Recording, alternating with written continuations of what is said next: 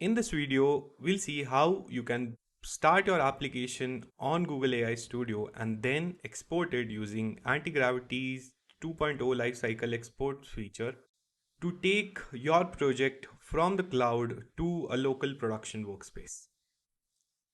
Now, I have Google AI Studio open here and I will give it a prompt. I have an idea in mind. I want to dive into the native APIs and build a game for myself.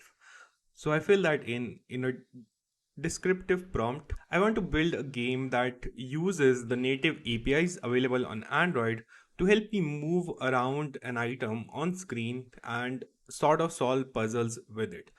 I fill the prompt in. It doesn't have to be a lot descriptive, but try to include details that you want to see, and Gemini would start working on the project. Now, here in Google AI Studio, as soon as you fill in the prompt, it starts working on the project on the side. You also get some helpful tips, and as soon as it has some thing that it wants your input on, it would show you on the right side here.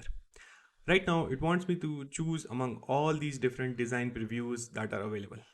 I really like the first one, so I select this design and it takes that input and continues working on the project. And after it is done, it will show me a preview. But you'll notice here, like, since it is a native application, it is best experienced on like a physical device.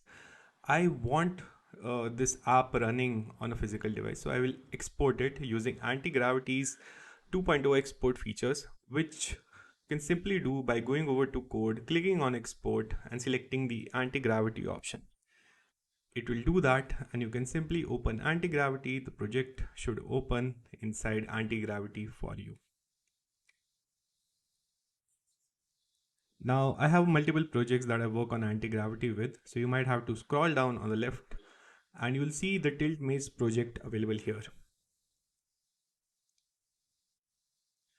You can ask it how do you set up this project locally to run on a physical device, and it will guide you through the different setups. It will also run some of the commands that are necessary, and once that is done, you will have your application ready to be run on the physical connected device. I can see that it has successfully installed and built the application for my device. Now I can simply go over to my mobile device and see the app in action. The tilt game works as expected. I can tilt my phone to move around the object and it passes through the different puzzles. When I'm done, I can go to the next puzzle and so on.